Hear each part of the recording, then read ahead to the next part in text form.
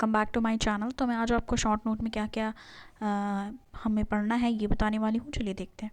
पहला हमारा माल न्यूट्रिशन से रिलेटेड आया है, जो उसको देखना है। तो इसमें देखना है कि इंडिया के जो नेशनल फैमिली हेल्थ सर्वे है NFHS5, उसने 2019 और 2021 का रिपोर्ट निकाला है, जिसमें children below age of 5 years, जिसमें 35.5% है जो स्टांटेड हैं, 19.3% है वेस्टिंग में, 32.1% है अंडरवेट में। तो ये आता है क्वेश्चन कि स्टंटेड और वेस्टिंग होता क्या है। जब भी हाइट के अकॉर्डिंग वेट नहीं होता या फिर एज के अकॉर्डिंग हाइट नहीं होती, तब ये फेनोमेना आता है, वो जो हमें याद रखना है। और ये जो रिपोर्ट आई है वो national family health care report ने निकाली है। इसके बाद ग्लोबल हंगर जो रैंकिंग है वो 107 है अपनी 121 कंट्रियों में से 107 नंबर पे, 107 है 121 में से। स्टेप्स कुछ लिए गए हैं अभी तक जो गवर्नमेंट के द्वारा लिए गए हैं, उसमें है सक्षम आंगनवाड़ी। सक्षम आंगनवाड़ी है, पीएम पोषण है, ठीक है, जिसमें PM over arching scheme for holistic nutrition, over arching scheme है जो 2.0 स्कीम है पोषण, और जिसमें इंक्लूड किया गया है integrated child development service ICDS scheme को भी। और इसमें कुछ है कि seeks to work with adolescent girl, pregnant women, nursing mother and children below 3। Lackness की बात करें कि पर कैपिटा कॉस्ट जो है सप्लीमेंट्री न्यूट्रिशनल प्रोग्राम की, इसमें है कि one of the largest component है स्कीम का, not increase since 2017 and remain grossly under funded, ठीक है। 50% child development project officer CDPO vacant है। अब देखो ये क्या कहना चाह रहे हैं कि 50% जो चाइल्ड डेवलपमेंट प्रोजेक्ट ऑफिसर हैं, ठीक है, वो उनकी सीट वैकेंट है किन किन स्टेट में, झारखंड में, आसाम में, यूपी में और राजस्थान में। तो ये 4 स्टेट हैं जहाँ पे CDPO की जो पोस्ट है वो वैकेंट है 50%। और एक और चीज़ें हैं जो ध्यान देनी है, कैश ट्रांसफ़र जो है वो सिर्फ एक अकेला ही नहीं है कि सोल्यूशन है, इसके साथ साथ जो कैश ट्रांसफ़र है वो हेल्पफुल होगा परचेज़ करने के लिए, ठीक है। Is helpful where purchasing power is low, ये वहाँ पे हेल्पफुल होगा जहाँ पे परचेजिंग पावर लो होती है। कुछ सजेशंस हैं जिसमें है फूड राशन का, फूड राशन थ्रू PDS जो पब्लिक डिस्ट्रीब्यूशन स्कीम है उसके तहत फूड राशन लेना, और स्पेशल सप्लीमेंट्री जैसे टारगेट ग्रुप हो प्रेग्नेंट और लैक्टेटिंग मदर के लिए। लैक्टेटिंग मदर उनको कहते हैं जो फीड करती हैं बच्चों को, ठीक है, उनकी बात हो रही है यहाँ पे। और infant and young children are essential. तो कुछ सजेशन है कि ये इन सारे एरियाज़ को ध्यान में देनी है। अब इसमें देखा जाए कि जो इन्वॉल्वमेंट है लोकल गवर्नमेंट का और लोकल कम्युनिटी ग्रुप का, वो भी होना चाहिए डिज़ाइन करने के लिए और डिलीवरी करने के लिए। जो भी न्यूट्रिशन इंटरवेंशंस हैं उन सब के लिए लोकल गवर्नमेंट और लोकल कम्युनिटी को भी साथ आना चाहिए, ठीक है। और एक कंप्रहेंसिव प्रोग्राम जो टारगेट करे एडोलेसेंट गर्ल को, और जिसमें जो माल न्यूट्रिशन है उसको टैकल करने की ज़रूरत है और उसको टैकल किया जा सके। अब यहाँ पे G20 की बात हो रही है, तो G20 का मोटो रिकवर टुगेदर, रिकवर स्ट्रॉन्गर। अब इसमें लीडर्स जो हैं उन्होंने ये तो मतलब G20 जो है अभी आज आया है, और ये पहले वाला मैंने यहाँ पे देखो, ये जो है ये जो ग्रीन से मैंने किया है ये आज का है, और जो पहले भी मैंने G20 से रिलेटेड लिखा था तो यहाँ पे उसको साथ में कर दिया जिससे हमको याद रहे। तो इसमें मोटो है recover together and recover stronger. इसमें जो लीडर्स हैं उन्होंने इंगेज करने की बात की है, ठीक है, will engage discussion over 3 session में, ठीक है, 3 सेशन। फूड एनर्जी सिक्योरिटी पे बात करने के लिए हुई, हेल्थ पार्टनरशिप और डिजिटल ट्रांसफॉर्मेशन, तो 3 मेन डिस्कशन का टॉपिक रहा। अब ये याद रखना है कि जो G20 की प्रेसिडेंसी है इस बार जो 2023 में होगी वो इंडिया करेगी।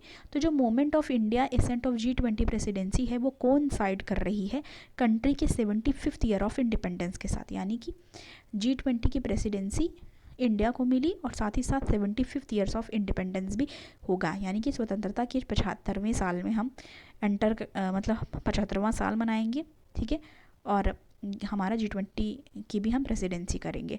तो together the G20 member represent over 80% of world GDP। तो अगर G20 मेंबर्स की बात करें तो वो टुगेदर 80% वर्ल्ड की GDP में आते हैं, 75% इंटरनेशनल ट्रेड में आते हैं और 60% पॉपुलेशन है। अब इंडिया जो एज अ प्रेसिडेंट क्या कर सकती है, G20 की प्रेसिडेंट के तौर पे इंडिया क्या कर सकती है, उसमें है India should use G20 to roll out the India stack on global stage. तो जो भी स्टैक है, यानी स्टेक में क्या होता है, आधार पे, भारत, QR के, EKYC, तो मतलब ये सारी जो चीज़ें हैं उसको ग्लोबल लेवल पे ले जा सकते हैं। और इसके साथ ही साथ हम ये भी प्रेशर डाल सकते हैं कि इंक्रीज़ किया जा सके हमारी जो शेयर होल्डिंग जो है IMF और वर्ल्ड बैंक में, यानी कि IMF और वर्ल्ड बैंक में हमारी शेयर होल्डिंग इंक्रीज़ हो, इस चीज़ के लिए भी हम प्रेशर कर सकते हैं। और हम अपने कल्चरल डाइवर्सिटी को वहाँ पे रिप्रेजेंट कर सकते हैं, वहाँ पे शो कर सकते हैं G20 प्रेसिडेंशियल मीटिंग के दौरान, ठीक है। और ये हम और क्या कर सकते हैं कि ब्रिंग कर सकते हैं पावर और डायस्पोरा, ठीक है, मतलब bring together power of diaspora and power of Indian culture on a single platform. तो हम जो पावर ऑफ डायस्पोरा है और पावर ऑफ इंडियन कल्चर है उसको सिंगल प्लेटफॉर्म पे रिप्रेजेंट कर सकते हैं। नेक्स्ट है से economy, GS paper 3, SEBI to control rumours.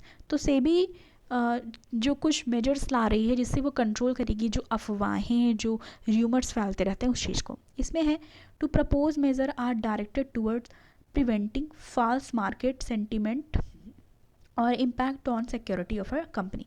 जब कभी भी सेबी क्या करने वाली है, देखो सेबी का फुल फॉर्म पहले जानना है, जिसको नहीं पता वो यहाँ पे लिखेगा, security exchange bank of India, ठीक है।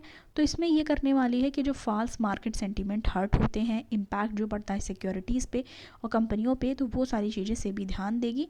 और रिकॉग्नाइजिंग ग्रोइंग इन्फ्लुएंस, जैसे कि प्रिंट पे, टेलीविज़न पे, डिजिटल न्यूज़ मीडिया पे, तो ये सारी चीज़ें ध्यान देना है।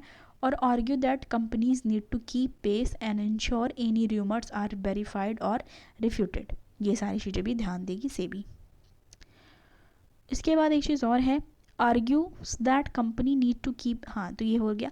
इसमें companies also need to dissolve, यानी कंपनी को क्या ज़रूरत है और डिस्क्लोज करने की, need to disclose any action. Company also need to disclose any action initiated by regulatory, statutory, enforcement or judicial authority against any of its director, key managerial personnel. तो मतलब अगर कंपनी पे कोई भी तरीके का एक्शन लिया गया है कोई तो उसको वो डिस्क्लोज करेगी, ठीक है, क्योंकि इनके डायरेक्टर पे है, मैनेजरियल पर्सनल पे है, किसी पे भी है तो वो चीज़ उसको डिस्क्लोज करनी होगी।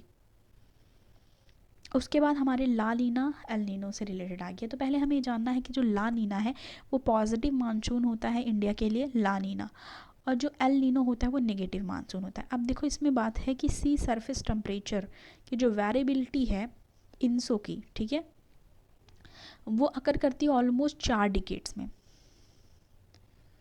ठीक है। और इसमें बात किया जा रहा है कि ये जो चेंज है वो इक्वेटोरियल पैसिफिक पे विजिबल पहले होती है क्योंकि स्ट्रॉन्गर इंक्रीज़ होता है, ठीक है, वहाँ पे इक्वेटोरियल पे इंसो का जो रेनफॉल रिस्पॉन्स होता है उसका, और ये लीड करती है, ठीक है, और इससे leading to increase surface sea temperature variability. तो इससे सरफेस सी टेम्परेचर जो वेरिएबिलिटी होती है वो बढ़ती है।